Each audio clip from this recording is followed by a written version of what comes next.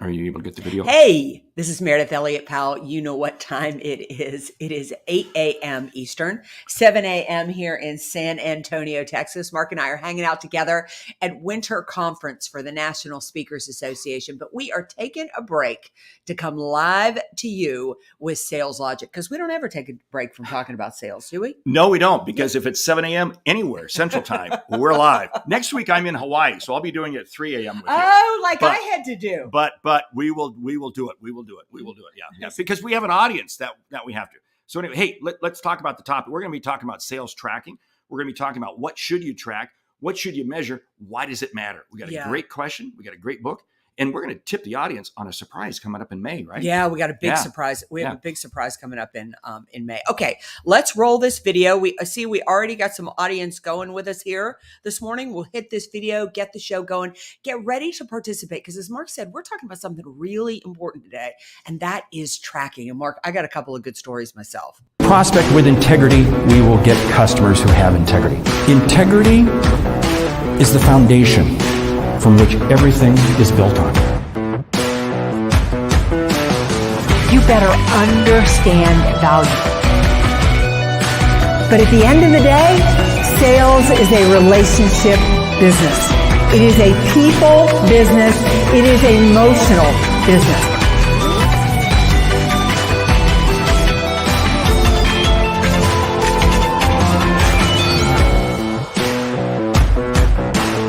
This is Sales Logic. And we are live, San Antonio, Grand Hyatt Hotel. We're talking sales tracking this morning. What measures? What should you measure? What should you not? Really, it's more about what you should not measure, right?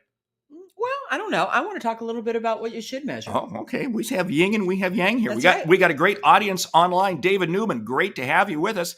Hey, why don't you tell the audience how the show works? Yeah, David Newman, I got to apologize. I just called you Newman-y because I can't see to type without my glasses. Anyway, audience, chime in here. We got a great question. I've been getting asked so much lately about sales tracking, and that's why we really want to cover this today. Here we are headed into the end of the first quarter of the year, and you better have your tracking down if you want to hit your numbers. But every week we come to you Saturday morning, 8 a.m. Eastern, to talk about our favorite subject, and that is sales. We start the question off with the best part of the show, and that is a question from you, the audience. We follow that up with a hot topic. We recommend a book, and because we want you to get return on investment for giving us your time, we finish with a lightning round, those strategies and steps, those things that you can implement first thing on Sunday morning, because we know you're going to sell on Sunday as well. So Mark, tell us what's on tap for today. Yeah, but one of the things we're going to talk about is how you do things on Saturday too. So anyway, okay. So the topic today, we're talking about sales tracking. Question comes from David in Liverpool. He asked, right, so I'm starting a new division I'm reading this because I can't read. I can't see. So I'm starting a new division for a company I work for. It's a large technology company that has been in business for over 40 years. I feel that we track for the more traditional side of our business, and it may not be right for our team in this new division he's forming. How do I know? How do I determine what to track? How should we track it? How will I know I've made the right decisions for my team? Boom, you're on the clock. Go there. All right. It's a great question. How do you know that you've made the right decisions for your team? I'm going to start by saying something controversial. Don't worry about making the right decisions of tracking. Just start tracking. I mean, data is years ago when I was a banker, and we had to read tax returns. I thought it was the most boring thing I ever did in the world until the underwriter told me, this guy who was head of underwriting said, numbers are the stories of you. And that is how you need to think about the numbers and the tracking. They're going to tell you what your team is doing, what they're not doing, and what else you need to be tracking that you're not tracking. So I want to start by saying, we'll dive into the rest, but I want to start by saying, even just start by tracking those traditional pieces, but I'm not sure what you mean by traditional. If traditional means results, back up and track behaviors. Behaviors are far more important to track in the beginning than results, because we have to get a feel for what your team is doing or what you want them to do. Okay, I like what you're saying there, because it's I call it tracking the activity. The activity will deliver the results. But I'm going to counter you a little bit. There are some things that just because it's easy to measure doesn't mean you should measure it. I see companies, I see organizations, I've even seen sales team.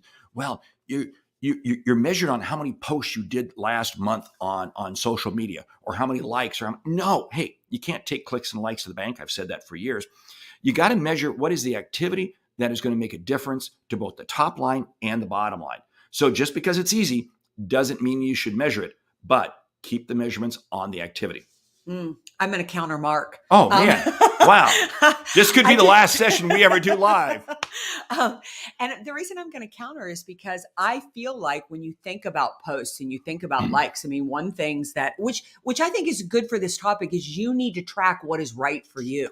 I pay quite a bit of attention to my posts on social media. I want to know what is getting traction with my audience, what isn't getting traction, what I get the most comments on. And that helps me determine, because building my visibility, building my reputation is part of my sales strategy. I mean, every single month I track my marketing, I track my sales behaviors, my prospect list, how many calls I make, how many follow-up calls I make, how many proposals I write, how many proposals I lose, and how many proposals I close. Now, why do I track how many proposals I lose? Because if I'm not losing at least 2 to 3 proposals a month, I'm not pushing the envelope enough on pricing. So I think, when we get back to the question, you have to figure out what is the result that you want and then back into it with the behaviors. And for me, I don't track any of my posts on Instagram. I don't track any of my posts on Facebook, but I track what I do on LinkedIn and who followed me, digging into that. Yeah, because we see your posts and we comment on them as you do with mine. Anyway, okay. Now, I'm going to push back a little bit because here's the whole thing. We can also create too many measurements. And see, you brought up something good. I'm going to track how many proposals did I do, how many did I get, how many did I lose. Those are important measurements. Make sure you're focusing on the major, not on the minor. Mm-hmm. And this is where I see sometimes organizations, they create so many measurements that you just become inundated measuring this, measuring that, measuring this. So focus on the measurements that are going to return the greatest result to your organization. That's where you put it. So for you, you're right. It's the proposals. It's for a typical sales team. It might be the number of sales calls I make, the number of contacts I have in each level of my sales pipeline. I might be measuring how many responses, how many callbacks am I getting? Those are the types of things. What I don't like is because I used to see, I worked for a company one time and we tracked everything. What was the temperature outside? It seemed like, what was the air pressure in your tires, in your cars? It's like, guys, we're getting so bogged down in minutia, we can't sell. I want to sell. Well, so I just did this yesterday morning, and partly it's because we were going to talk about this subject, but I was thinking about the number that I need to hit for my business this year. And I've got a pretty strong stretch goal, and I wanted to see where I am. So I was tracking what is on the books, how much revenue is on the books, how much revenue is in the pipeline, and then how much do I need to close every single week in order to stay on that. And first of all, it was really kind of, a stress buster for me, because I saw that I'm well over halfway to my goal. So, which means I'm a quarter ahead of where I need to be, which may tell you I may have made my stretch goal too low. But my point is then it really motivated me, because we're really busy at this meeting, but I went ahead and made a couple of calls yesterday and made the space for it, because I want to stay on track to make my deal closes every single week. So, David, what I would say with this team is, don't define these behaviors for them. Get them involved in the process. I cannot lean over you and do the comments. You're gonna have to get our audience engaged and involved. I'm sorry. Well, no, that's okay. Yeah. Hey, Andrea Waltz jumping in. Love your comment. Great. And in fact, Andrea's got a great new book out. I don't know if you read it. Oh no, I didn't realize. Yeah. Now, Andrea and her husband are the queen of getting to the know. No, right. No, it's an awesome book. But what's her new one? Okay, I can't remember the title. Well, it's too early. We'll feature it. Okay, now. I want to call out something. You notice Mira was talking about, stretch goal. And then she says, I may have set it too low.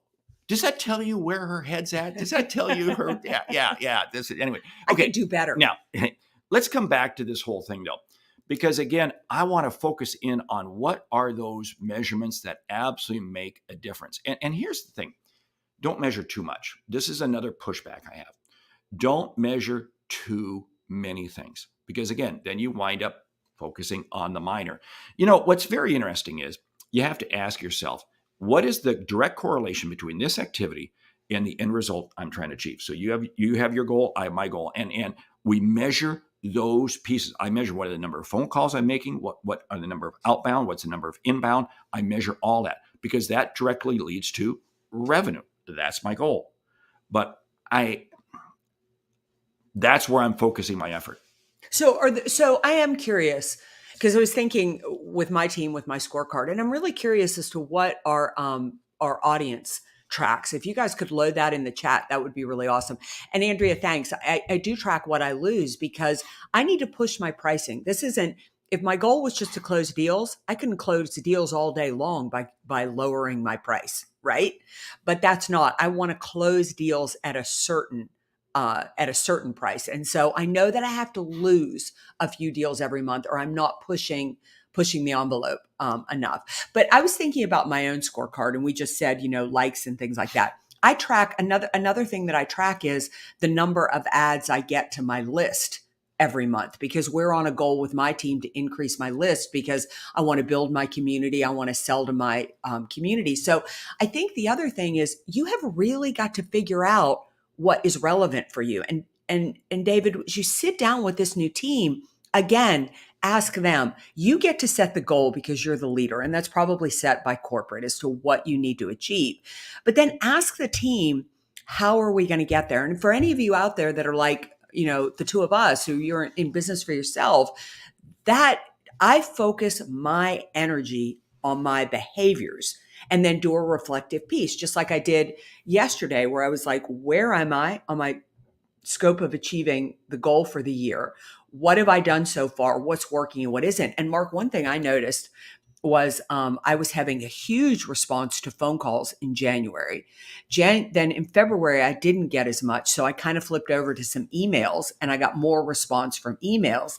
And now as I look into March, I'm trying this combination of a LinkedIn and an email strategy for outreach. But I track, I look at too, because again, your tracking is the story of your sales process. So don't just look at the numbers. Ask yourself, why did that work? If I closed a lot of deals in February, why did I close a lot of deals in February? And I notice all the time that some of my combinations of reach out works, or an email I put together works, or another one just failed miserably. Well, it's something, and going to come back. Dave, you bring a great comment. Tracking involves discipline. Yes. And this is so key. If you're a sales manager and you have your people, they're tracking things. If you're not following up with them and you are not coaching them through their various results, then they're going to begin to say, why am I tracking this? Right. The quality So of the true. tracking is going to be impacted by the level of discipline that you do it. And this also brings up things. You're going to have universal corporate tracking. Now, you and I both have our own respective companies. So our goals are, our metrics are pretty much the same for almost everybody in the company. But if you're in a part of a larger team, you're going to have things that you're measuring for these people. And you may have account managers in other positions, and they may have different metrics that they're measuring. And that's okay. You have the standard corporate, but then you're going to individualize them. But you've got to be coaching on them. And as Dave Sanderson says, discipline. Yeah. If they're not achieving it, there's got to be discipline, and there also has to be reward. Yeah. Well, I think the most important things that, David, you need to be paying attention to is that the importance of tracking behaviors lets you know if you have a discipline issue or a skill issue. Years ago, I had a young woman who worked for me who was doing the behaviors like crazy. She made every call. She kept a perfect prospect list, and she couldn't close a deal to save her life. I mean, and I called her into my office and she was in tears. She thought she was going to get fired. And I told her, hey, you're doing an amazing job. You're doing everything we ask you to do. But because I knew she was doing the behaviors and I could see the tracking, I knew it was a skill issue. So I went out and I made a couple of calls with her. And just by changing up her language, we were able to start closing deals like that. Now, if people aren't doing the behaviors, that's a discipline issue and they need to get off your team. Why are you even bothering with them? They need to go. But tracking behaviors helps you understand where the problem is and why people are not achieving goal, or what they're doing really well to achieve the goal. And that is your job as a sales coach. And as a sales manager, one of the great metrics, this drives me crazy. Well, we measure people when is the first time that they log in to the system in the morning, and when do they finally log out of the system at the end of the day? And we measure that. And you know what's interesting? Sure, you can measure that, but your people will find a way to game the system. Hey, I was a champion of that, because believe me, we had goals, we had metrics when I was back carrying a bag, and we could game the system, and we would do that routinely. So again, you got to look at it. The metric I'm going to put in place, what am I going to measure? What quality is going to be put into it, and what's going to be the result? And again, go back, if I'm not coaching on it, it's not happening. What were some of the stupid metrics that you had? You know, you came out of the financial world. I came out of consumer packaged goods. What were some of the dumb metrics you had? Oh, I think first of all, Jack Hubbard can talk to this. I know he's on with us this morning, but some of the dumbest things that we had to track were that they would want us to track that the number of products that made very little money for the organization. They wanted us to track how many times we presented those, or how much pre-call planning we did. Things that quite frankly needed to be managed by a sales manager. My biggest problem with corporate was that all they wanted was from us was the results. And that was the wrong. thing that drove, wrong. Well, and you talk about gaming the system, is that I could, you can get, if you want me to sell 200 credit cards a month, I'll sell 200 credit cards a month. But is that building the relationships that you really want? I love Sylvia's comment. The pipeline, the bookings, the sales to goals, those are things to measure. I remember one of the dumbest metrics I had was what are your sales in the last week of the quarter? What are your sales in the last week of the quarter? Well, guess what? All it tells you is you start gaming the system that in week 12, you don't put anything in the system, because week 13 is when you want to put everything in the system. So it was amazing. Didn't take us long to figure this out. Week 12, no sales, because they're measuring week 13. Boom. That was the one. Yeah. I love Dwayne's comment here. You may also want to track different categories. This is so good. Right. Yes. Such as conversion to prospects separately from prospects to sales. Such an important thing, because Dwayne, you're so right. Like, I feel like as a sales leader, or if you unfortunately do not have a good sales leader, understand that the tracking is the story. And I love that Dwayne said this, because if I can track the number of conversations that I'm turning into prospects, I'm understanding what is working about my sales process or isn't working about my sales process. I love this whole piece, because if what you're measuring doesn't allow you to create a different behavior from it, why are you tracking it? Why are you tracking it? And that's very clear. I love, we got some great comments. I believe that AI and ML can handle a large amount of data that has taken a long time to process. Totally agree. But again, just because we can measure it doesn't mean we should measure it. I'm kind of one of these people. I want to be skinny. I want to keep things tight for my salespeople so they know what to do and go out and do it. Don't we in sales can overcomplicate things. It drives me crazy. Sales is not difficult. It's conversations. I don't care what industry you're in. It's conversations. All right. So John's got something for us. Love that you are joining us again this week. In B2B mid-sized organizations, do you feel SDRs be measured on a single qualified meeting or multiple meetings in this economic environment? Oh, it's not the meeting. It's what comes out of the meeting. You want me to put meetings on the calendar? I can put meetings on the calendar. They're not going to go. I'm going to put a much heavier weight on what are the meetings I get that actually are taking place. In other words, they're not canceled and result in a piece of business. Because again, that means I'm qualifying it. Yeah. Back in my corporate days, we used to call these howdy doody calls. So John, you're asking such a great question. I do track meetings. Like if I had a team under me right now, I would want to know how many face-to-face calls they're doing every week. But that is not going to tell me whether that was a good face-to-face meeting or what we would call a howdy-doody meeting. And just for everybody, howdy-doody means Mark's been my customer for 20 years. I keep going out and I keep calling on Mark because I know Mark will see me. So as that's why you have to ask about what you track. You have to talk about what you track. And then if you don't have a leader, like Mark and I don't have leaders, don't fool yourself. I got to tell you this story. Years ago, this is really going to date me, but I was in an aerobics class back when aerobics was hot. And I was in the back of the room and I'm fooling around. I'm not doing what we're supposed to do. Like I'm barely lifting my leg. And my girlfriend says to me, she goes, "You're going to get in trouble. The teacher is looking at you." Well, the teacher heard her talking to me and the teacher piped up and she said, "I'm not going to say a word." She said, "If she wants to come to class and waste an hour of her time and still be out of shape when she leaves here, I'm fine with that." I have never forgotten it. I mean, when you make a sales call, it's your time. Why do you waste it on somebody who's not going to give you business or whatever? Don't try to scam yourself or scam your sales leader. So, but as a sales leader, you got to dive into that stuff. I love Jack's comment. Number of outside calls made is another foolish measure because it means I'm just going to get in my car. I'm going to get in my car. And I'm going to waste all this driving time. Andrea Waltz, I love this. Just because Andrea, man,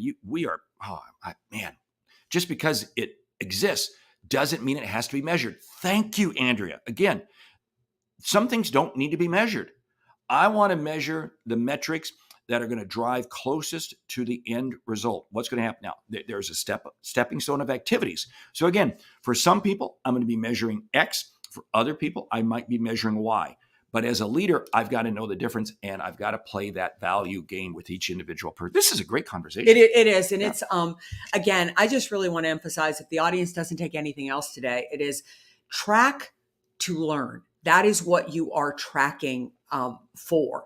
Like, it doesn't matter if you did all the behaviors and you don't get the result. The other is, if you're doing the behaviors and the results are better than you thought, go in there and figure out why. I always tell people, I always say the best sales coach out there is you. So learn from yourself. Dive into that. And that's the result, because the metrics you're doing not only are for somebody further up the food chain, but they should be for you and you being able to respond to this. We had a great conversation, but man, time continues to move along. So jump into the book. The book, Daniel Walter's written The Power of Discipline. I have not read that book, The Power of Discipline. Gee, why am I not surprised that you've probably have read it? Yeah, I am. Dave Sanderson, you and I are singing from the same page.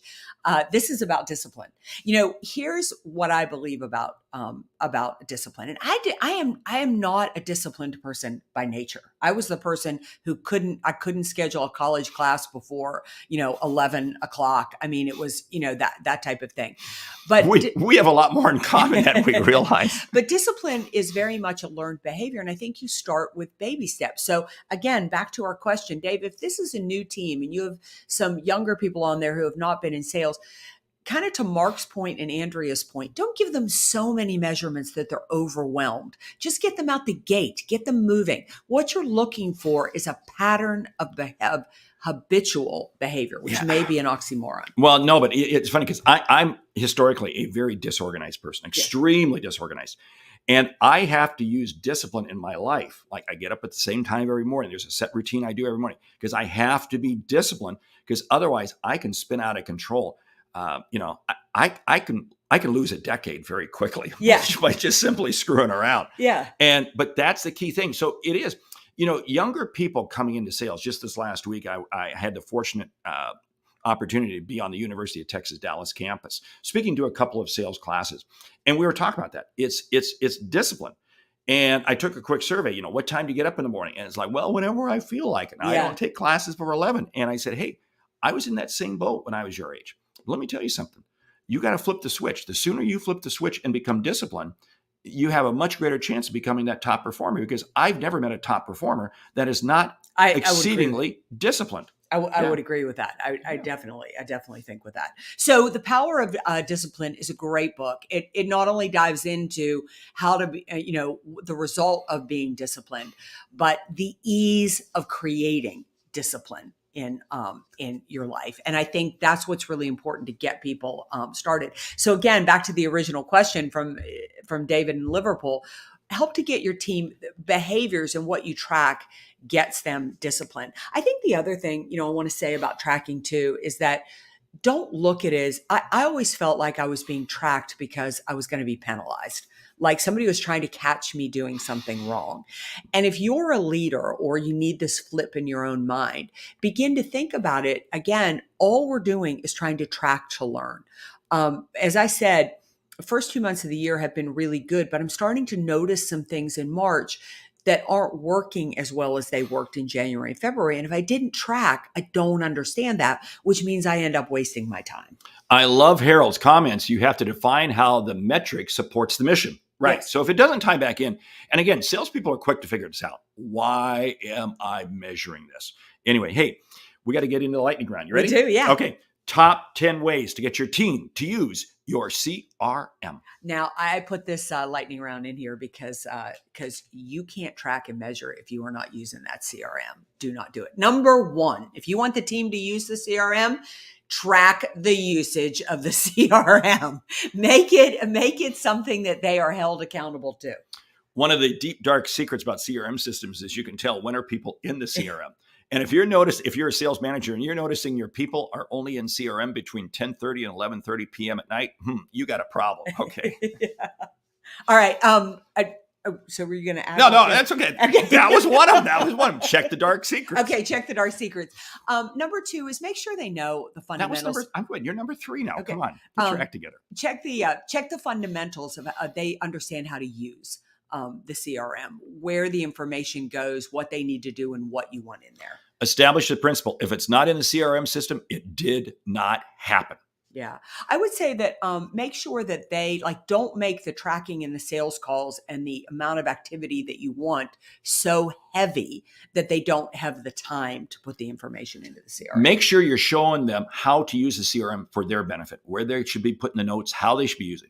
Coach them through what they should be doing with the CRM system just before they make the sales call. Gee, let me go back, look at previous notes, et cetera, et cetera. Yeah. Bring CRM reports into sales meetings and go over those reports so that they know that you're paying attention to it. Try to, and sometimes you can't, but have all the metrics that you're tracking in the CRM system, again, so you're making it a common tool that everybody's working from all the time. Yeah, do not fall victim to this idea that your sales team needs a better CRM.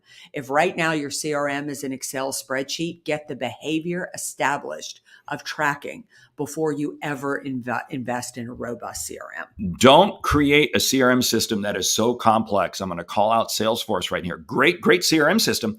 But many organizations, I want to get Salesforce. No, that's like a nuclear bomb when all you need is a hand grenade and you can be using Zoho or even an Excel spreadsheet, right? Get one that fits your organization. Yeah. Reward and call out the people on your team who are using the CRM, really make sure that they get a light shown on them, because your sales team will do what you pay attention to. And if you value the use of the CRM, then they'll do that. You want to share one more? Yeah, one more and we'll close it down. You as a sales manager, leave cookie crumbs in CRM so they can tell that you have been in looking at it too. The more they see your cookie crumbs, it's amazing how they will participate. With that, we need to say, hey, thank you for listening to Sales Logic this week. If you like what you hear, subscribe, rate, and review the show on your favorite podcast app. If something we've said has earned you a single dollar, hey, consider telling a friend and also leave a review because it's really how we grow when we help you grow. I'm Mark Hunter. And I'm Meridith Elliott Powell. And remember, when you sell with confidence and integrity, uncertainty suddenly becomes your competitive advantage. And the sale becomes logical. Hey, we need to tip the hat. On May 24th, join us, Dallas, Texas, Sales Logic Live. Meridith and I are going to be coming to you. We're going to be sharing with you live in person, Dallas, Texas, May 24th. We'll get information out on the website here in just the next couple of weeks, but block those calendars right now. Yeah, because we're going to take you from prospect to close, really spending an entire day with you of diving in of what it takes to really sell more effectively in today's marketplace. So with that, you have been an amazing audience as always. I really cannot express enough how much we value your input and your ideas. We'll see you right back here next week, 8 a.m. Eastern for another episode of Sales Logic.